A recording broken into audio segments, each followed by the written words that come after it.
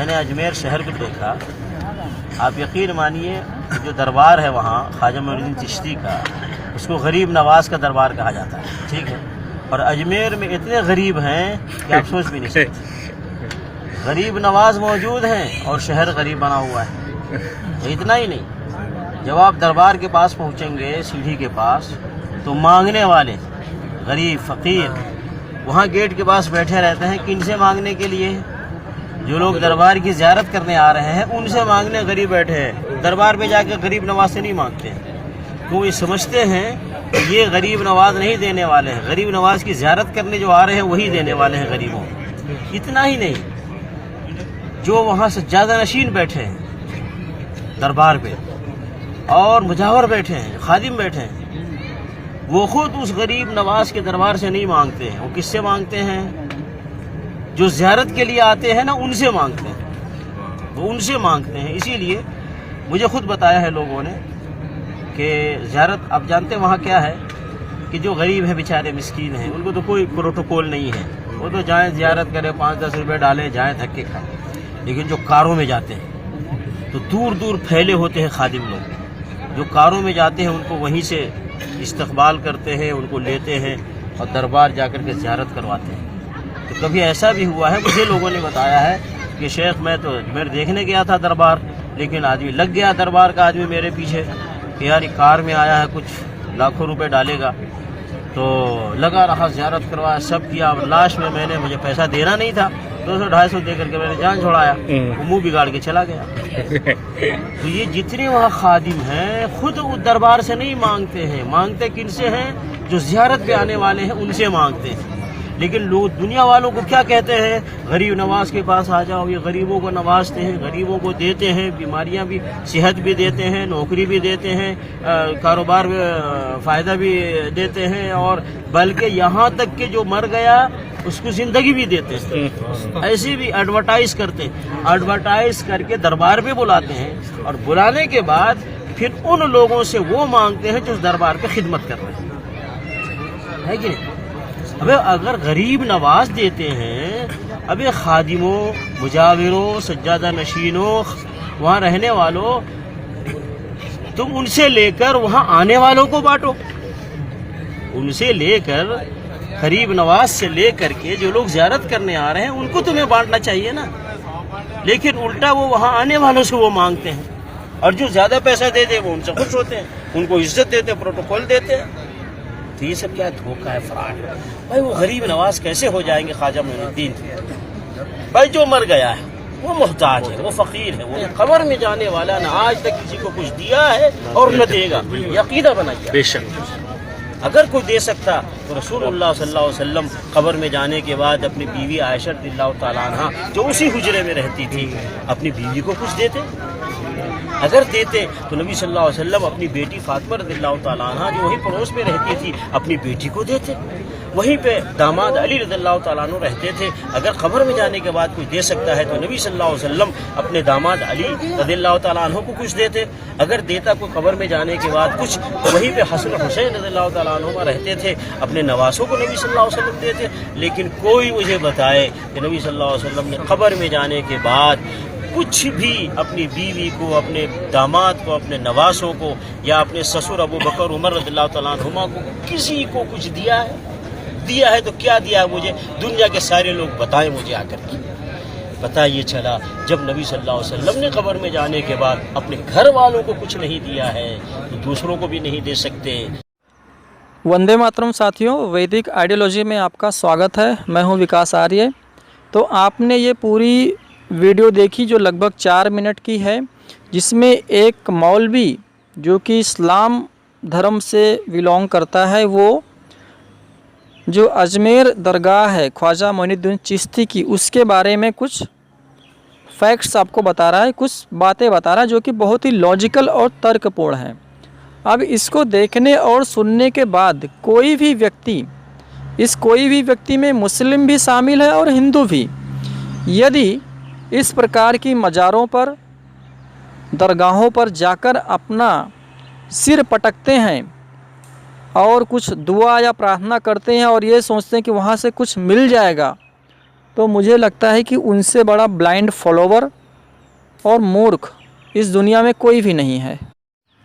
तो इस दरगाह पर जाने से हमें क्या मिल सकता है, क्या नहीं मिल सकता है, इसकी क्या महिमा है, इसकी क्या ग्लोरी है, ये सब तो आपने काफ़ी अच्छे से इन मौलाना के मुंह से ही सुन लिया। अब हम थोड़ी सी बात करेंगे इस दरगाह के अंदर जो व्यक्ति दफन किया गया है, जिसकी ये मज़ार है ख्वाजा मोइनुद्दीन चिश्ती की, ये व्यक्ति कौन था? तो आपने एक हिंदू सम्राट का नाम सुना होगा, पृथ्वीराज चौहान, जो 11वीं शताब्दी में हुए, राजस्थान के क्षेत्र में अजमेर के आसपास। इन्होंने एक मुस्लिम शासक जिसने इन पर लगभग 17 बार आक्रमण किया, जिसका नाम था मोहम्मद गौरी, उसको इन्होंने 17 के 17 बार हरा दिया। और हर बार हराने के बाद में मोहम्मद गौरी इनसे कुरान की, अल्लाह की और अनेक इस प्रकार की कस्में खाकर माफ़ी मांग लिया करता था कि मैं अगली बार हमला नहीं करूंगा। और 17 बार पृथ्वीराज चौहान जी ने उसे क्षमा कर दिया। लेकिन 18वीं बार मोहम्मद गौरी ने जब इन पर हमला किया पृथ्वीराज चौहान पर, तब वो विजयी हो गया और इनको बंदी बनाने में कामयाब रहा। विजयी कैसे हो गया? क्योंकि पृथ्वीराज चौहान के ही कुछ लोगों ने इस हमले में मोहम्मद गौरी का साथ दे दिया, जिसमें से मुख्य नाम एक है जयचंद का। इसी मोहम्मद गौरी का एक प्रकार से सेनापति था ख्वाजा मोइनुद्दीन चिश्ती, जिसे जिम्मेदारी दी गई थी हमले के पहले अजमेर शहर में रहकर पृथ्वीराज चौहान की जासूसी करना। और ये काम उसने बहुत ही अच्छी प्रकार से किया, जिसका परिणाम ये हुआ कि पृथ्वीराज चौहान इस युद्ध में हार गए। पृथ्वीराज चौहान को बंदी बनाने के बाद में मोहम्मद गौरी ने उनकी दोनों आंखें फोड़ दी, गरम लोहे की सलाखें इनकी आंखों में डालकर और जेल के अंदर डाल दिया। ख्वाजा मोइनुद्दीन चिश्ती, जिसे हम बहुत बड़ा संत और महापुरुष मानते हैं, इस व्यक्ति ने पृथ्वीराज चौहान जी के युद्ध हारने के बाद उनकी पत्नी संयोगिता को बंदी बनाकर निर्वस्त्र कर अपने सैनिकों के बीच में फेंक दिया। उसके बाद में क्या हुआ होगा, इसकी आप सिर्फ कल्पना कर सकते हैं। इतना ही नहीं, इसने ख्वाजा मोइनुद्दीन चिश्ती ने लाखों हिंदुओं का कत्ल अपने जीवन काल में किया और उन्हें जबरन मुस्लिम धर्म में कन्वर्ट किया। ये सब कुछ जो मैं आपसे कह रहा हूँ, ये कोई ऐसे ही जवानी बातें नहीं हैं। ये सब कुछ इनके ही धर्म ग्रंथों में, जो इनके ही लोगों के द्वारा लिखे गए हैं, उसमें स्पष्ट रूप से लिखा हुआ है। एक पुस्तक है जिसका नाम है shrine and cult of Moin-al-Din Chishti of Ajmer, और इसके राइटर हैं PM क्यूरी। ये ऑक्सफोर्ड से प्रकाशित होती है। इसके पेज नंबर 30 पर अगर आप पढ़ें तो इसमें लिखा हुआ है, जैसे ही ईमानदारों का सूरज और ईमान के दोस्त मोइन-अल-दीन ने यहाँ कदम रखे, इस ज़मीन पर छाया हुआ कुफ्र का अंधेरा दूर हुआ और यहाँ इस्लाम का नूर फैल गया। वो ज़मीन जहाँ मूर्तियाँ और मंदिर हुआ करते थे, उसकी तलवार के दम पर, उसकी मतलब मोइन-अल-दीन चिश्ती की तलवार के दम पर अब वहाँ मेहराबें, मिंबर और मस्जिदें हैं। जहाँ कभी मूर्ति पूजा करने की आवाज़ें गूंजती थी, अब वहाँ पर अल्लाहू अकबर सुनाई देता है। जिन्हें मुसलमान बनाया गया है, उनके वारिस यहाँ क़यामत तक रहेंगे, और वो भी जो इस्लाम की तलवार के ज़ोर पर औरों को मुसलमान बनाएंगे। ये नए बनाए मुसलमान क़यामत तक शेख उल इस्लाम मोइन-अल-दीन चिश्ती के कर्जदार होंगे, क्योंकि उसी की वजह से ये लोग अल्लाह के करीब आए हैं। एक और उदाहरण आपके सामने इसी पुस्तक से रखता हूँ। ये है पेज नंबर 306। उस रात पाटली किले के किलेदार मालिक खिताब ने काफिरों पर हमला किया और वहाँ के राजा की बेटी उसके हाथ लग गई। उसने वो लड़की मोइन-अल-दीन को तोहफे में दे दी। जिन्होंने उसे कबूल कर उसका नाम बीबी उम्तुल्ला रखा। तो ये इन्हीं की किताबों में लिखी गई बातें हैं, जहाँ पर एक तरफ आप देख रहे हैं कि किस प्रकार से हमला करके मस्जिदों को तोड़कर उनको मस्जिदों में कन्वर्ट कर दिया गया और हज़ारों लाखों लोगों को तलवार की दम पर इस्लाम में कन्वर्ट कर दिया गया और जो नहीं बने उन्हें मौत के घाट उतार दिया गया। दूसरी तरफ एक उनका ही सेनापति जो एक हिंदू राजा की बेटी को अपहरण करके बंदी बनाकर लाकर इनको तोहफे में देता है, जैसे कोई गिफ्ट दे रहा हो, कोई सामान्य सी चीज़ दे रहा हो। एक महिला को ये गिफ्ट में दे रहा है और किसको दे रहा है? मोइन अल दीन चिश्ती को, जिसकी ये मज़ार है या दरगाह है अजमेर में, जिसे हम बहुत बड़ा सूफ़ी संत मानते हैं। और बहुत सारे लोगों को तो ये भी भ्रम है कि ये व्यक्ति इस्लाम का फॉलोअर नहीं है, सूफ़ी संत अलग होते हैं और इस्लाम अलग होता है। लेकिन यहीं से स्पष्ट हो जाता है कि ये व्यक्ति इस्लाम से ताल्लुक़ रखता है पूरी प्रकार से। और इसका जो नाम है मोइन अल दीन, इसका अर्थ यही होता है। मोइन का अर्थ होता है मित्र और दीन का अर्थ होता है इस्लाम, यानी इस्लाम का मित्र। तो ये तो शुरू से ही इस्लाम का फॉलोअर है, इस्लाम में ही पैदा हुआ है। तो जिन लोगों को भ्रम है कि ये मुस्लिम नहीं है, ये तो सूफ़ी संत होते हैं, अलग होते हैं, बहुत शांत स्वभाव के होते हैं, बड़े संत होते हैं, तो ये कितने बड़े संत ये आपने देख लिया इन्हीं की किताबों से। जो व्यक्ति हज़ारों लाखों लोगों की हत्याएं कर सकता है धर्म के नाम पर, जो व्यक्ति एक हिंदू राजा की पत्नी को निर्वस्त्र कर कर अपने सैनिकों के बीच में फेंक सकता है, जो व्यक्ति एक महिला जो किसी दूसरे राजा की पुत्री है जिसका अपहरण करके लाया गया है, उसको अपने पास रख लेता है और उससे विवाह कर लेता है या उससे निकाह कर लेता है, एक प्रकार से जबरन, बिना उसकी अनुमति के, बिना उसके घर वालों की अनुमति के, ये तो एक प्रकार का रेप हो गया। तो ऐसा व्यक्ति संत कैसे हो सकता है? बाद में पृथ्वीराज चौहान जी ने मोहम्मद गौरी की मौका पाकर हत्या कर दी और उसके बाद में उसके फलस्वरूप उनको भी मौत के घाट उतार दिया गया और उनकी अस्थियों को या उनके शरीर को अफ़गानिस्तान गजनी में जाकर, जहाँ पर मोहम्मद गौरी की जो समाधि या मज़ार बनी हुई है, उसके गेट के सामने दफन कर दिया गया। और जो भी व्यक्ति उस मज़ार पर, मोहम्मद गौरी की मज़ार पर जाता था, वो सबसे पहले पृथ्वीराज चौहान जी की जो कब्र बनी हुई थी उस पर जूते मारता था और फिर अंदर जाता था। इस प्रकार से भारतीय राजा को, एक हिंदू राजा को वर्षों तक, लगभग 11वीं शताब्दी से लेकर 20वीं शताब्दी या 21वीं शताब्दी तक अपमानित करने का काम इस ख्वाजा मोइनुद्दीन चिश्ती और इसके लोगों ने किया।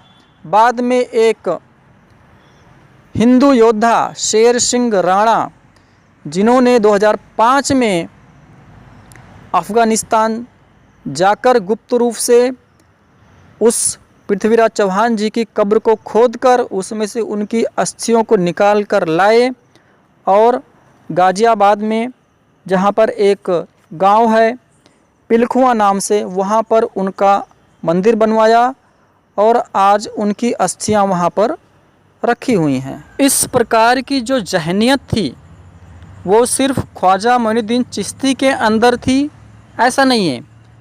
उनके जो फॉलोवर्स हैं या जो स्वयं को उनका वंशज मानते हैं वो भी वैसे ही हैं।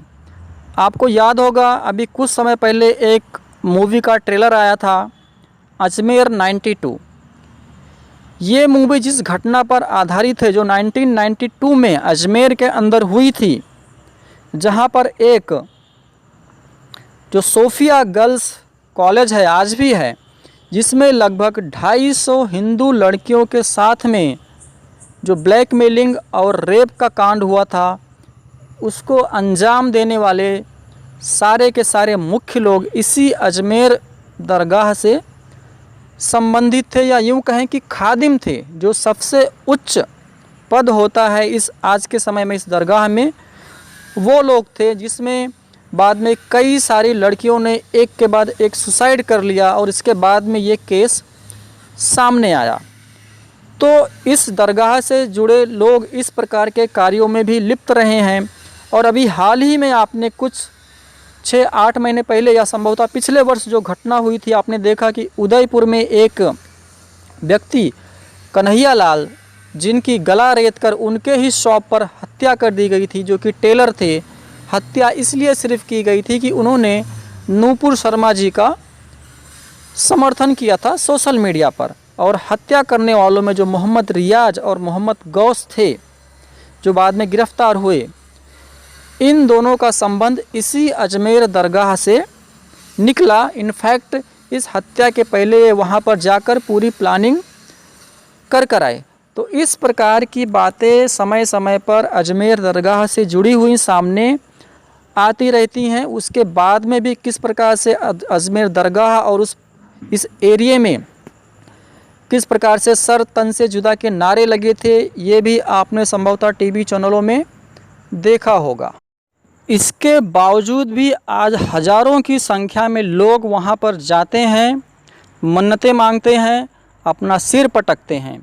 और जब मैं लोग कह रहा हूँ तो इसमें हिंदू और मुस्लिम दोनों शामिल है। ज़्यादातर तो वहाँ पर हिंदू ही जाते हैं, 70 to 80%। लेकिन यदि मुस्लिम भी वहाँ पर जाते हैं तो उन्हें भी एक प्रकार से शर्म से डूब मरने की बात है। शर्म से डूब मरने की बात उनके लिए क्यों है? क्योंकि अभी थोड़ी देर पहले हम देख रहे थे इनके ही धर्म ग्रंथों से कि किस प्रकार से इन्होंने हज़ारों लाखों हिंदुओं को तलवार की दम पर मुसलमान बनाया, इस्लाम में कन्वर्ट किया। उनकी बहन बेटियों को, महिलाओं को जबरन अपने पास रखा, उनसे निकाह किए, उनसे संतानें पैदा की। तो आज जो 20% मुसलमान लगभग हमारे देश में हैं, ये कौन हैं? ये वही हिंदू हैं जो आज से 100, 200, 500 या 1000 साल पहले इस्लाम में नहीं थे, हिंदू थे जो। तो ये बात तो मुसलमानों को भी समझनी चाहिए कि, और ये उसको बखूबी जानते भी हैं, उनके जो पूर्वज हैं उसको स्वीकार भी करते हैं कि वो सब के सब पहले हिंदू थे। तो इन्हीं के पूर्वजों के साथ जिन लोगों ने अत्याचार किए, जिन्होंने इनके पूर्वजों को मारा, काटा, इनकी बहन बेटियों, महिलाओं को जबरन जिनके साथ में रेप किया, बलात्कार किया, जिनसे संतानें पैदा की, जो बढ़ते बढ़ते आज 20 करोड़ मुसलमान हो गई हैं, वही लोग इन्हीं अत्याचारियों को, आतताइयों को जाकर पूजते हैं, उनके लिए दुआ करते हैं, उनके ऊपर जाकर सिर झुकाते हैं। तो ना सिर्फ हिंदू बल्कि मुसलमान दोनों के लिए शर्म से डूब मरने की बात है, जो इस प्रकार की मज़ारों पर, ना सिर्फ अजमेर दरगाह बल्कि देश में जितनी भी मज़ारें हैं, और वो सारी की सारी मज़ारें इसी प्रकार के आतताइयों से, अत्याचारियों से जुड़ी हुई हैं। वो सब के सब इसी प्रकार के थे।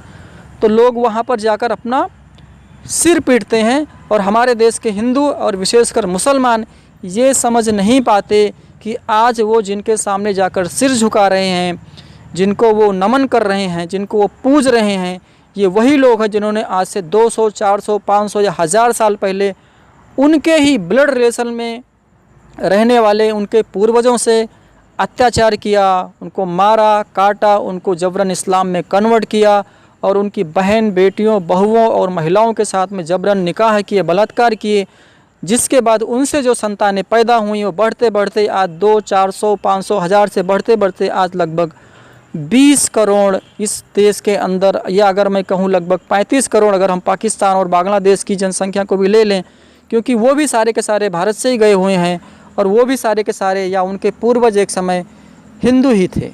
ऐसी ही बहुत सारी पुस्तकें हैं जो इनके ही लोगों के द्वारा लिखी गई हैं, जिसमें ये सारी बातें एज इट इज़ दी गई हैं। यहाँ तक कि अजमेर दरगाह की जो ऑफिशियल वेबसाइट है, कुछ वर्ष पहले तक ये सारी बातें उस पर भी ऐसी ही लिखी हुई थी। लेकिन बाद में सोशल मीडिया आने के बाद में जब ये चीज़ें पब्लिक होने लगी बहुत ज़्यादा, विशेषकर हिंदू समुदाय में, तो ये सारी चीज़ें वहाँ से हटा ली गई, ताकि वहाँ पर जो लोग आते हैं चढ़ावा देने के लिए उनकी संख्या में कोई कमी ना आए। और एक रीज़न ये भी हो सकता है कि कहीं उसको पढ़कर, सुनकर, जानकर हमारे देश का जो मुसलमान है कहीं उसका ज़मीर न जाग जाए कि इस प्रकार का अत्याचार यदि उनके पूर्वजों के साथ में हुआ था तो कहीं वो सारे के सारे घर वापसी न कर लें। तो आगे अवसर मिलने पर ऐसी ही किसी अन्य पुस्तक के बारे में भी चर्चा करेंगे जिसमें इस प्रकार की जानकारियाँ इस्लाम के बारे में और उनसे जुड़े लोगों के बारे में दी गई हैं। तो आज के वीडियो में बस इतना ही। यदि जानकारी आपको अच्छी लगे तो इसे दूसरों के साथ में शेयर अवश्य करें। मिलेंगे ऐसे ही किसी अगले वीडियो में, तब तक के लिए ओम नमस्ते।